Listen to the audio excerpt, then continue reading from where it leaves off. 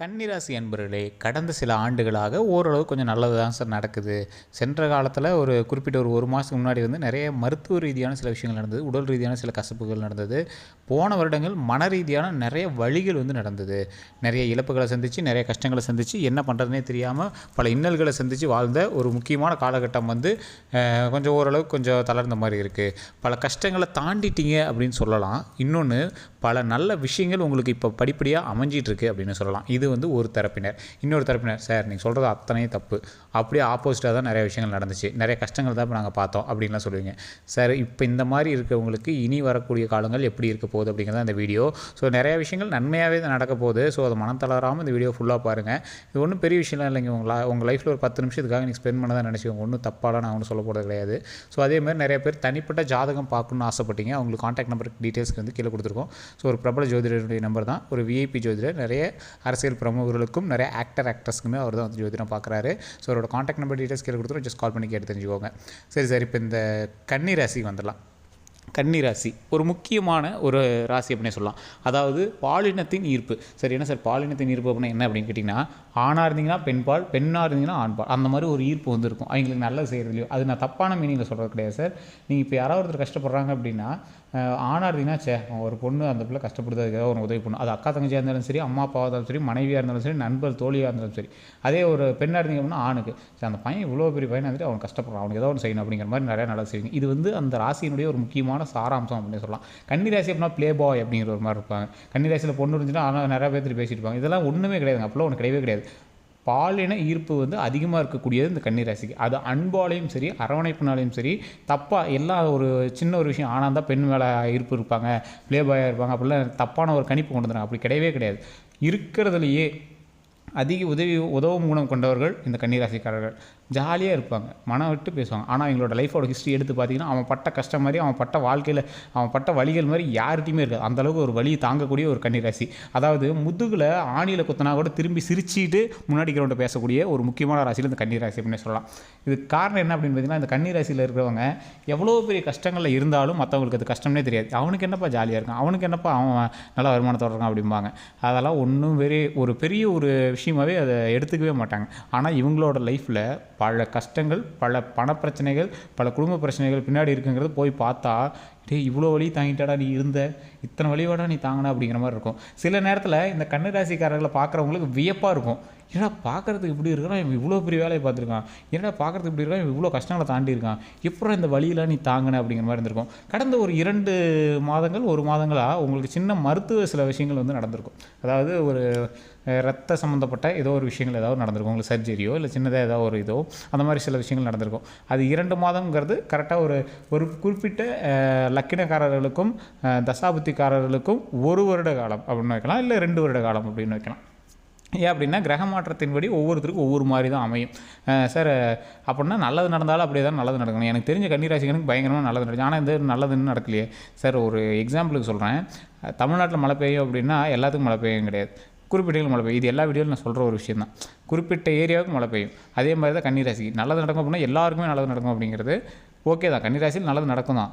அது எந்த லக்கினம், எந்த தசாபுத்தி, எந்த நட்சத்திரம் அப்படிங்கிறவங்கள தான் இருக்குது. ஸோ இனி கன்னிராசிக்கு கடந்த காலங்களில் நீங்கள் விட்ட பல விஷயங்களையும், இழந்த பல துன்பங்களையும், அந்த துன்பங்கள் எல்லாத்தையுமே இது மேலே உங்களுக்கு லைஃப்பில் வராது. இனிமேல் கவலையே இல்லை. ஒரு மிகப்பெரிய ஒரு வரப்பிரசாதம் உங்களுக்கு கிடச்சிருக்கு. அந்த வரப்பிரசாதத்தின் மூலமாக மிகப்பெரிய நன்மை இனிமேல் நடக்கும். ஸோ கடந்த காலத்தில் நீங்கள் பட்ட கஷ்டங்களுக்கும் பட்ட துன்பங்களுக்கும் ஒரு மிகப்பெரிய ஒரு அந்த கஷ்டங்களுக்கு நீ இவ்வளோ கஷ்டப்பட்டுட்டப்பா, அதனால் கடவுள் வந்து உனக்கு நன்மையை தரேன் அப்படின்னு கொடுக்கக்கூடிய ஒரு விஷயமாக தான் இப்போ உங்களுக்கு அது கையில் கிடச்சிருக்கு அப்படின்னு சொல்லலாம். ஒரு எக்ஸாம்பிளுக்கே எடுத்துக்கோங்களேன். இந்த கன்னிராசிக்கு புதுசாக ஏதாவது ஒன்று சேர்ந்துருக்கும். ஒன்று எக்ஸாம்பிளுக்கு நீங்கள் வாகனம் வாங்கியிருப்பீங்க, ஒரு எக்ஸாம்பிள் கல்யாணம் பண்ணியிருப்பீங்க, இல்லைனா குழந்தை பிறந்திருக்கும் இந்த கடந்த 2 வருடங்களில்.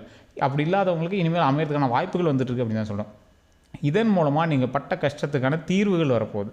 அந்த கஷ்டத்துக்கு எல்லாத்துக்குமே இதுக்கு மேலே இந்த கஷ்டமே வேண்டாம் அப்படின்னு ஒரு நன்மையை நோக்கி பயணிக்கக்கூடிய ஒரு நல்லதான ஒரு மகிழ்ச்சியான ஒரு வாழ்க்கையை தேடி நீங்கள் பிரயாணிக்க போகிறீங்க அப்படின்னு தான் சொல்லணும். ஸோ இந்த கன்னிராசிக்காரர்கள் இனி வணங்கக்கூடிய தெய்வமானது நீங்கள் நரசிம்மரை வணங்கினால் ரொம்பவே நல்லது. இப்போ இருக்கக்கூடிய காலகட்டத்தில் உங்களுக்கு நரசிம்மர் வழிபாடு வந்து ரொம்பவே நல்லது. ஓம் லக்ஷ்மி நரசிம்மரே போற்றி, ஓம் லக்ஷ்மி நரசிம்மரே போற்றி, ஓம் லக்ஷ்மி நரசிம்மரே போற்றி அப்படின்னு 3 டைம் கமெண்ட் செக்ஷனில் டைப் பண்ணுங்கள். வீட்டில் ஃப்ரீ டைமில் அதை வாயில் அப்படி உச்சரிச்சிட்டே இருங்க. நரசிம்மர் வந்து எவ்வளோ பெரிய கஷ்டங்களையும் தீர்த்து உங்களுக்கு வந்து ஒரு அழகான வழி விடுவார். அந்த வழி வந்து உங்களுக்கு ஒரு மிகப்பெரிய நன்மையை தரக்கூடியதாக இருக்கும். ஸோ இதுக்கு மேலே நீங்கள் கவலையே பட வேண்டாம். ஏன்னா கஷ்டங்கள் ஒரு வாழ்க்கையில் ஒரு மனுஷனுக்கு பட்ட கஷ்டங்கள் வந்து ஒரு குறிப்பிட்ட டைமில் ஹைப்பர் கஷ்டப்படுவாங்க. அந்த கஷ்டம்லாம் பட்டாச்சு. இதுக்கு மேலே நீங்கள் கவலைப்பட வேண்டாம். இந்த குறிப்பிட்ட 1 வருடம் 2 வருடத்துலேயே உங்களுக்கு உடல் ரீதியாகவும் மன ரீதியாகவும் ஊசியில் குத்தி நிறைய வழிகளை கொடுத்துருப்பாங்க. வார்த்தையினாலேயோ இல்லை மருத்துவ ரீதியாகவோ மாத்திரையினாலேயோ சில வைத்தியங்கள்னாலேயோ உடல் பிரச்சனையினாலேயோ நிறைய இன்னல்கள் நீங்கள் வந்து சந்திச்சிருப்பீங்க. அந்த இன்னல்கள்லாம் கொஞ்சம் கொஞ்சமாக இப்போ சரியாயிட்டே வரும். உங்களுக்கே ஒரு டிஃப்ரென்ஸ் தெரியும். ஆனால் பெரிய டிஃப்ரென்ஸ் என்ன தெரியலைன்னா இதுக்கு மேலே உங்களுக்கு ஓரளவுக்கு கொஞ்சம் பெனிஃபிட்டாக இருக்கும். ஸோ இந்த மாதிரி ஒரு காலகட்டத்தில் தான் இந்த கன்னிராசிக்காரர்கள் இருக்கீங்க. சார் இப்போ இத்தனை நாள் கஷ்டம்லாம் பட்டாச்சு, ஓகே, இதுக்கு மேலே எப்படி இருக்கும், எல்லாமே நல்லா இருக்குங்கிறீங்க. இவ்வளோ பெரிய விஷயங்கள்லாம் நடந்திருக்கு.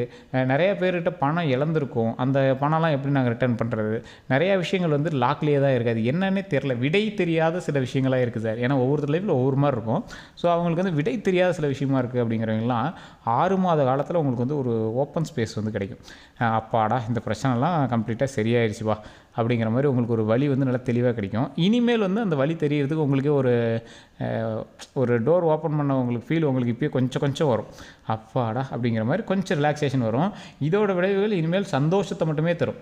ஏன்னா இத்தனை நாள் கதவை சாத்தி உங்களை வந்து அடித்தாங்க, அந்த மாதிரி இருக்கும். கதவை சாத்தி அப்படியே உங்களை பெல்ட்டில் அடிக்கிற மாதிரி அடிச்சிருப்பாங்க. ஸோ அந்த மாதிரி இருக்கும். இப்போ கதவை திறந்தாச்சு, அந்த பெல்ட்டை தூக்கி எறிஞ்சாச்சு. இதுக்கு மேலே கை கொடுத்து நீ நல்லா இரு அப்படின்னு கடவுள் வந்து உங்களுக்கு கை கொடுத்து நீ வா, வாழ்க்கையை நீ சந்தோஷமாக வாழு அப்படின்னு அந்த உலகத்தோட பிரபஞ்சத்தோட நீ போய் மக்களாக சந்தோஷமாக இரு அப்படிங்கிற மாதிரி அந்த பிரபஞ்சத்தோட கதவை ஓப்பன் பண்ணி நம்ம பிரபஞ்சத்துக்குள்ளே இந்த பூமிக்குள்ளே நீயும் மனுஷனோட வாழு அப்படின்னு விடுற மாதிரி தான் இருக்க போகுது. ஸோ இனிமேல் வரக்கூடிய காலங்கள் சந்தோஷமான மகிழ்ச்சியாக நம்மளோட நண்பர்கள் கூடயும் உறவினர்களோடையும் அவங்களுக்கு ஈக்குவலாக நாமளும் சம்பாரித்து வாழக்கூடிய ஒரு காலமாக இனி வரக்கூடிய காலங்கள் அமையப்போகுது. ஸோ அதுக்கு தான் இந்த கன்னிராசிக்காரர்களுக்கு வரக்கூடிய காலங்கள் பொக்கிஷமாக அமையணும் அப்படின்னு ஓம் லக்ஷ்மி நரசிம்மரே போற்றி அப்படின்னு நான் சொன்னேன். நிறைய பேர் சொல்லிங்க சார் வளவளன்னு பேசிகிட்டே போகிறீங்க, மேட்ருக்கு வாங்க. ஆனால் கீழே கமெண்ட் செக்ஷனில் போய் பார்த்தீங்கன்னா நீ சொன்னது 100% உண்மை தான். முக்கால்வாசி பேர் எல்லாம் டைப் பண்ணியிருக்காங்க. கிட்டத்தட்ட இந்த மாதத்தில் ஒரு வீடியோவுக்கு 1000 கமெண்ட் பார்க்கும்போது ஒவ்வொரு வீடியோவும் வருது. ஸோ உள்ளே போனோம்னா ஒரு 99% எல்லாமே பாசிட்டிவாக சொல்கிறாங்க.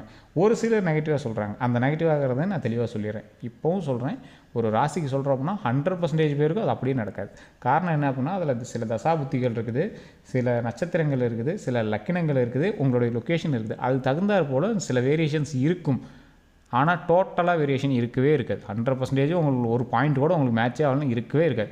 ஏன் அப்படின்னு கேட்டிங்கன்னா 100%ல் ஒரு 90% அல்லது 40%ஆவது கண்டிப்பாக உங்களுக்கு வந்து நடக்கும். காரணம் என்ன அப்படின்னா அந்த நட்சத்திரம் அந்த தசாபுத்தி மட்டும்தான் வேறையே தவிர ராசி ஒன்று தான். அந்த ராசியோட கண்காணிப்பில் தான் நீங்கள் இருப்பீங்க. ஸோ கிரகப்பயிற்சி வந்து தனிப்படையான ஜாதகம் பார்க்கும்போது ஆட்டோமேட்டிக்காக உங்களுக்கு அது என்ன நடக்கும் அப்படிங்கிறது தெரிஞ்சிடும்.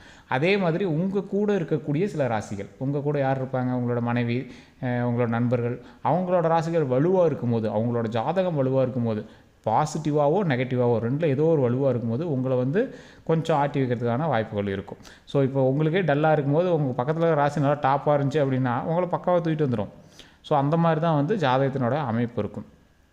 ஒவ்வொருத்தரும் சொல்லுவாங்க, சார் அவங்களாம் நல்ல நேரம் இருந்துச்சு சார், எப்படி போய் பைக்கில் தானா அப்படின்னு. கூட உட்காந்துருந்தவனுக்கு என்ன நேரம்னு பார்க்கணும். ஸோ அந்த மாதிரி நேரத்தில் தான் ஒவ்வொருத்தருக்கு சில பிரச்சனைகள்லாம் வந்திருக்கும். அதே மாதிரி ஒருத்தர்லாம் தொழிலில் ஜாதகத்திலே ஒருத்தனுக்கு ஒன்றுமே செட்டே இல்லைன்னு சொன்னாங்க, சார் தொழிலே அது அமையாதுன்னாங்க. ஆனால் கூட இருக்கிறவனுக்கு பயங்கரமான திசை, அவனோட பார்ட்னருக்கு பயங்கரமான திசை, அவங்க கூட போயிருந்தான் பயங்கரமாக தூக்கி பிடிச்சி பயங்கர லாபம் அப்படிம்பாங்க. ஸோ கூட இருக்கிற ஜாதகம் எப்படி இருக்குது, அவங்களோட அமைப்பு எப்படி இருக்கோ அதுக்கு அதன்படியும் வந்து பக்கத்தில் இருக்கக்கூடிய ஜாதகம் அமையும். ஸோ கன்னிராசிக்காரர்களுக்கு உடல் ரீதியாக இனிமேல் எந்த பிரச்சனையும் கிடையாது. இனிமேல் நமக்குமே வந்து எந்த ஒரு இழப்புகளும் எதுவும் கிடையாது. இதுக்கு மேலே நீண்ட ஆயுளும் உடல் ஆரோக்கியமும் கடவுள் நமக்கு தருவார். அதே மாதிரி இனிமேல் 16 செல்வங்கள் பெற்று பெருவாடு வாழ்வதற்கு அந்த கடவுள் வந்து வழிவிடுவார். இதுதான் வந்து உண்மை. ஸோ அதனால் நீங்கள் கவலைப்படவே வேண்டாம். கடவுள் வழிபாடு கண்டிப்பாக தேவை. அதிகபட்சம் நீங்கள் வந்து இந்த நரசிம்மரை வணங்கிட்டு உங்களோட குலதெய்வ வழிபாடு கண்டிப்பாக பண்ணுங்கள். திருமணம் ஆயிருந்தது அப்படின்னா உங்களோட கணவனோட வீட்டில் இருக்கிற குலதெய்வத்தை வணங்குங்க. திருமணம் ஆகாதவங்களா இருக்கீங்க அப்படின்னா, ஆணாக இருந்தீங்க பெண்ணாக இருக்கீங்க அவங்களுக்கு நான் சொல்கிறேன், உங்களுக்கு எது குலதெய்வம்னு இப்போ இருக்கோ அதை வணங்குங்க. குலதெய்வம் தெரியல அப்படின்னா முருகரை வணங்குங்க. குலதெய்வம் யாருன்னே தெரில சார் அப்படின்னா முருகரை வணங்குங்க. ஸோ இது வந்து உங்களுக்கு ஒரு மிகப்பெரிய நன்மையை கொடுக்கும். அதே மாதிரி நான் முன்னாடியே சொன்னதான், நரசிம்மர் வழிபாடு இப்போ அந்த இடைஞ்சல் ஏதாவது இருந்தால் அந்த எல்லாத்தையும் உதறி விட்டு நல்லபடியாக உங்களுக்கு வந்து நன்மையை கிடைக்கிறதுக்கு வழிவகுக்கக்கூடிய ஒரு தெய்வமாக நரசிம்மர் வந்து இருப்பார். ஸோ இதுதான் நான் வந்து இந்த வீடியோவில் உங்களுக்கு சொல்லணும் அப்படின்னு வந்தது. நிறைய பேர் நிறைய விஷயங்கள் கேட்டுட்டு தான் இருக்கீங்க, கமெண்ட் செக்ஷனில் பதிவிட்டுட்டு தான் இருக்கீங்க. தனிப்படையான ஜாதகம்னா நீங்கள் ஃபோன் பண்ணி கேட்டு தெரிஞ்சுக்கோங்க. அவரோட காண்டாக்ட் நம்பர் டீட்டெயில்ஸ் நான் கீழே கொடுக்குறேன். ஸோ கமெண்ட் செக்ஷன் நிறைய பேர் டேட்டு இதெல்லாம் கொடுத்துட்ருக்கீங்க, அது தேவையில்லாமல் டைப் பண்ணி அதை டைம் வேஸ்ட் பண்ண வேண்டாம். நம்பர் இருக்குது நம்ம, ஏன்னா கமெண்டில் வந்து நம்ம எப்போயோ ஒரு டைம் தான் பார்க்குறோங்க. அதில் உங்களோட நல்லா சொல்லியிருக்கீங்களா என்ன சொல்லியிருக்கீங்கிற சில வார்த்தைகள்லாம் பார்க்குறோம். ஸோ அது மட்டும் தான் நம்ம பார்க்க முடியுது. ஸோ உங்களுக்கு வேறு ஏதாவது வேணும் அப்படின்னா மறக்காம கமெண்ட் செக்ஷனில் குறிப்பிட்ட